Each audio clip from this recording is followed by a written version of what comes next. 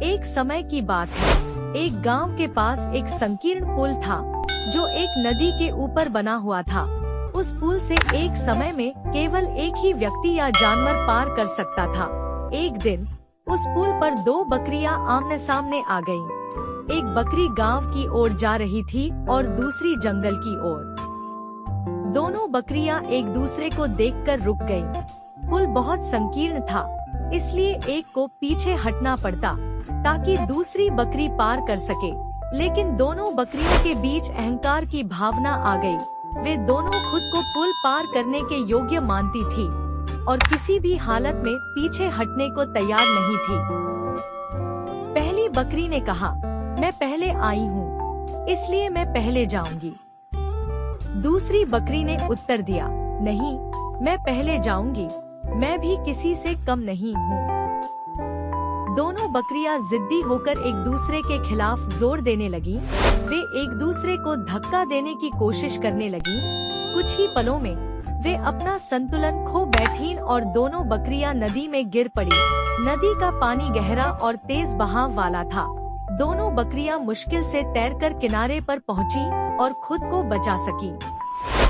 पानी से बाहर आने के बाद दोनों बकरियां समझ गईं कि उनकी मूर्खता और जिद के कारण उन्हें यह सजा मिली। अगर वे एक दूसरे को रास्ता दे देती तो वे आसानी से पुल पार कर सकती थी। उन्होंने अपनी गलती मानी और तय किया कि वे भविष्य में समझदारी से काम लेंगी और एक दूसरे के साथ सहयोग करेंगी। कहानी से सीख कि जिद और अहंकार हमें केवल हानि पहुंचाते हैं। हमें समझदारी से काम लेना चाहिए और दूसरों के साथ सहयोग करना चाहिए। एक घने जंगल में एक घमंडी मोर रहता था। उसके पंख बहुत ही खूबसूरत थे और वह अपने रंग बिरंगे पंखों पर बहुत गर्व करता था। वह हमेशा जंगल के अन्य जानवरों को अपने सुंदर पंख दिखाकर उनका मजाक उड़ाता था। मोर का घमंड इतना बढ़ गया था कि उसने सोच लिया कि वह जंगल का सबसे सुंदर और महत्वपूर्ण प्राणी है।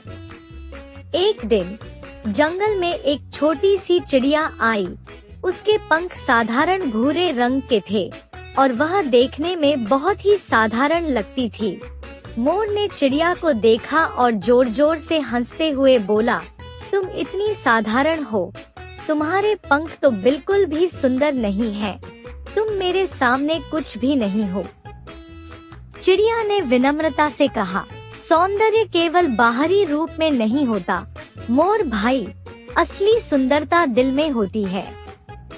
मोर ने उसकी बातों को अनसुना कर दिया और अपने सुंदर पंखों को फैलाकर नाचने लगा।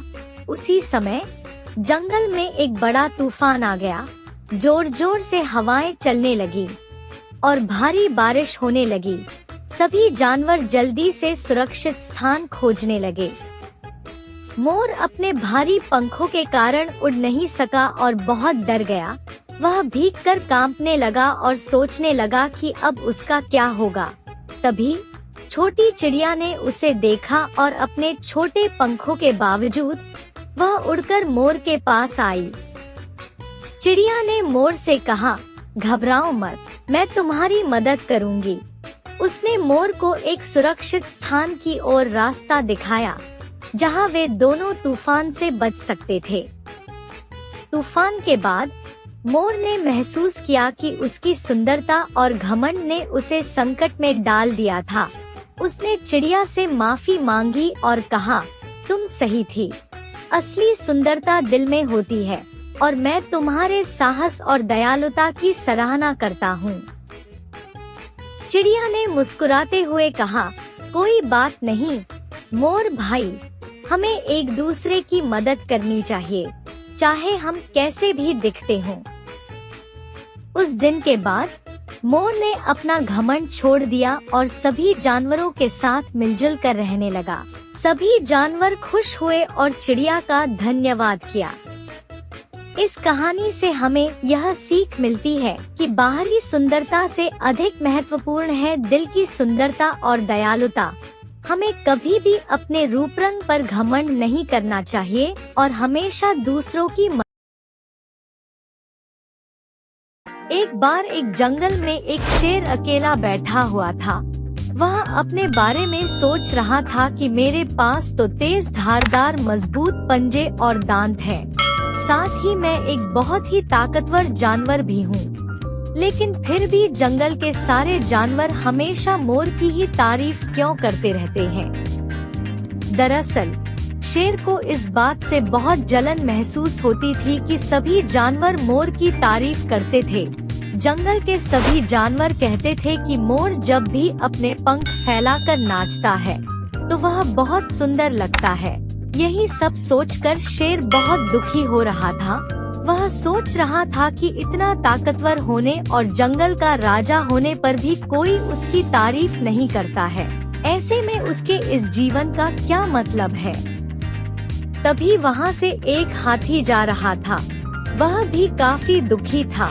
जब शेर ने उस दुखी हाथी को देखा तो उससे पूछा, तुम्हारा शरीर इतना बड़ा है और तुम ताकतवर भी हो, फिर भी इतने दुखी क्यों हो? तुम्हें क्या परेशानी है? दुखी हाथी को देखकर शेर ने सोचा कि क्यों ना मैं इस हाथी के साथ अपना दुख बांट लूं। उसने आगे कहते हुए हाथी से पूछा कि क्या इस जंगल में ऐसा कोई जानवर है जिससे तुम्हें जलन होती हो और वह तुम्हें हानि पहुंचाता हो?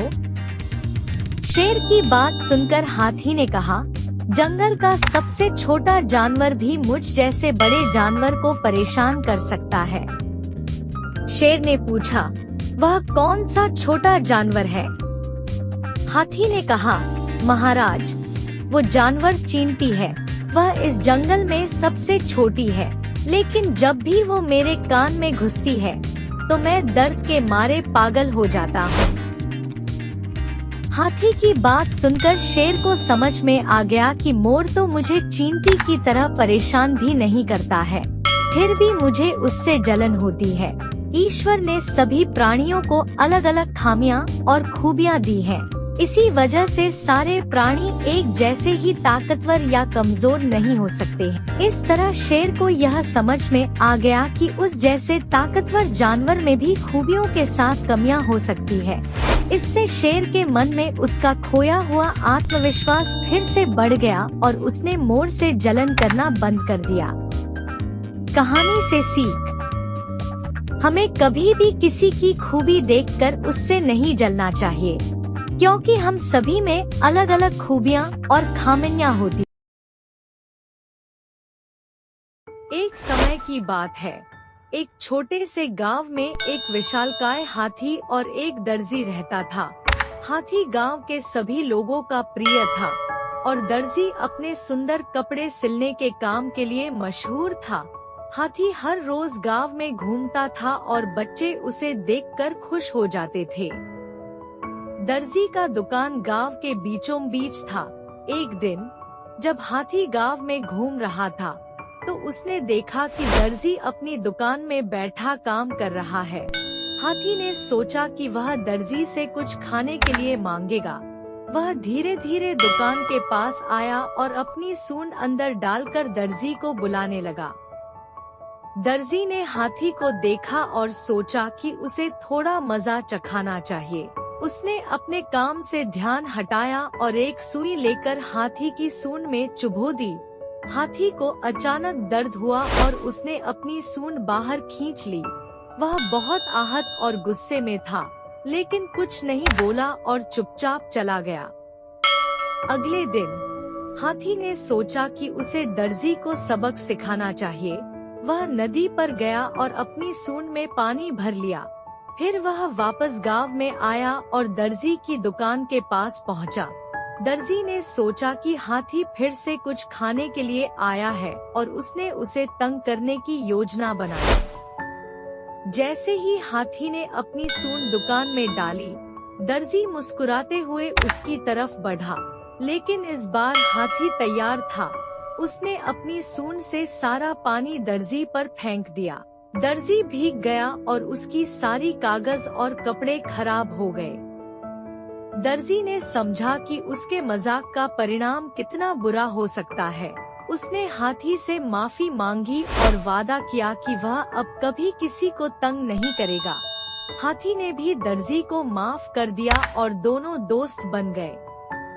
कहानी से सीख कि हमें दूसरों के साथ मजाक करने से पहले सोच समझ लेना चाहिए, क्योंकि हमारा मजाक कभी कभी दूसरों को तकलीफ पहुंचा सकता है।